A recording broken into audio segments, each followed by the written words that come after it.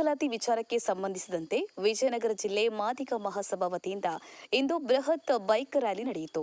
ಒಳ ಮೀಸಲಾತಿ ಸಂಪೂರ್ಣ ಜಾರಿಗಾಗಿ ಶ್ರೀ ಬಸವಣ್ಣನವರ ವೃತ್ತದಿಂದ ಬೃಹತ್ ಬೈಕ್ ರ್ಯಾಲಿ ಮೂಲಕ ಜಿಲ್ಲಾಧಿಕಾರಿಗಳಿಗೆ ಮನವಿ ಪತ್ರವನ್ನು ಸಲ್ಲಿಸಲಾಯಿತು. ಈ ಸಂದರ್ಭದಲ್ಲಿ ಮಾತನಾಡಿದ ಅಧ್ಯಕ್ಷರಾದ ಶೇಷು, ಜಗನ್ನಾಥ್ ಮತ್ತು ಪ್ರಮುಖ ಮುಖಂಡರುಗಳು ಇದೇ ತಿಂಗಳು 27ರಂದು ಸಚಿವ ಸಂಪುಟದಲ್ಲಿ 30 ದಶಕಗಳ ಹೋರಾಟವಾದ ಒಳ ಮೀಸಲಾತಿ ಜಾರಿ ಮಾಡಬೇಕು, ಪೂರ್ಣ ಮೀಸಲಾತಿ ಒಳಗೊಂಡಂತೆ ಸಚಿವ ಸಂಪುಟದಲ್ಲಿ ಅನುಮೋದನೆ ಮಾಡಬೇಕು.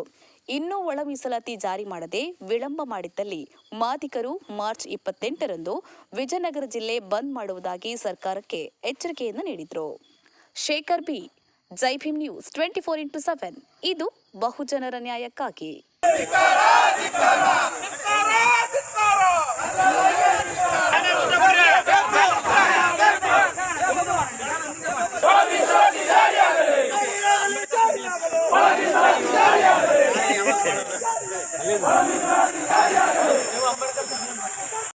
ನಾವಾದ್ರೂ ಕೂಡ ನಿಲ್ಸಕ್ ಆಗ್ತಾ ಇಲ್ಲ, ಈ ಸಮಸ್ಯೆಯನ್ನು ಬಗೆಹರಿಸಕ್ ಆಗ್ತಿಲ್ಲ.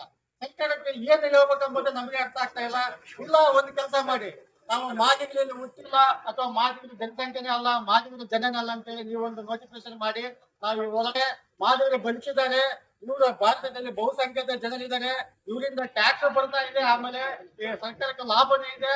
ಇವೆಲ್ಲ ಗೊತ್ತಿದ್ರೆ ನಮಗೆ ಕೂಡಲೇ ಒಳ ಮೀಸಲಾತಿ ಕೊಡಬೇಕಂತೇಳಿ ಹೇಳಕ್ ಇಷ್ಟಪಡ್ತೀನಿ. ಬಂಧುಗಳೇ, ಅಂದ್ರೆ ಇದು ನಾವು ಬೇರೆ ಸಮಾಜದಾಗಿರ್ಲಿ ಅಥವಾ ಬೇರೆ ಜನಾಂಗದಾಗಿರ್ಲಿ ಕಸ್ಕೊಂಡಿರ್ತಕ್ಕಂಥ ಅನ್ನ ಅಲ್ಲ, ಆಮೇಲೆ ಹಕ್ಕುನೂ ಅಲ್ಲ. ಇದು ನಮ್ಮ ಒಳ ಮೀಸಲಾತಿಯಲ್ಲಿ ಬರ್ತಕ್ಕಂಥ ಹಕ್ಕು. ಒಳ ಮೀಸಲಾತಿಯಲ್ಲಿ ನಮಗೆ ಸಿಗ್ತಕ್ಕಂಥ ಇದನ್ನು ನಾವು 70 ವರ್ಷದಲ್ಲಿ ಸರ್ಕಾರದಲ್ಲಿ ಇಲ್ಲಿ ಕಲ್ಕೊಂಡು ಇನ್ನು ನಮ್ಮ ಸ್ವಂತ ಹಕ್ಕುಗಳು ನಾವು ಮನುಷ್ಯರು ನಾವು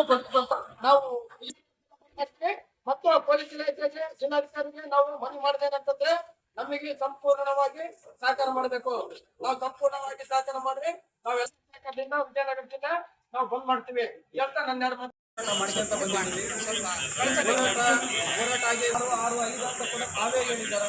ಅದಾದ ನಂತರ ಮತ್ತೆ ಊಟ ಹೊಡಿತಕ್ಕಂಥ ಇದನ್ನ ನೋಡ್ತಾ ಇದ್ರೆ ನಾವು ಎಲ್ಲೋ ನಮಗೆ ಮಾಡಿದ್ರಿಗೆ ಇನ್ನೂ ಒಂದು 10 ವರ್ಷ 20 ವರ್ಷ ಕಳ್ತದರ ಅನ್ನೋ ಮಟ್ಟಿಗೆ ನಮಗೆ ಸಮಸ್ಯೆ ಕಾಣ್ತಾ ಇದೆ. ಹಾಗಾಗಿ ನಮ್ಮ ರಿಕ್ವೆಸ್ಟ್ ಇಷ್ಟೇ, 27ನೇ ತಾರೀಕಿಗೆ ಏನು ತಾವು ಕ್ಯಾಬಿನೆಟ್ ಮೀಟಿಂಗಲ್ಲಿ ಇದನ್ನ ಫೈನಲ್ ಮಾಡ್ತು ಅಂತ ಹೇಳಿದ್ರೆ ಆ ಅರಿವು ಕೊಡಬೇಕನ್ನೋದು ನಮ್ಮದು ರಾಜ್ಯ ಆದೇಶ ಆಗಿರೋದ್ರಿಂದ ನಮ್ಮ ಮುಖಾಂತರ ನಮಗೆ ನಾವು ಸಲ್ಲಿಸ್ತಾ ಇದ್ದೀವಿ.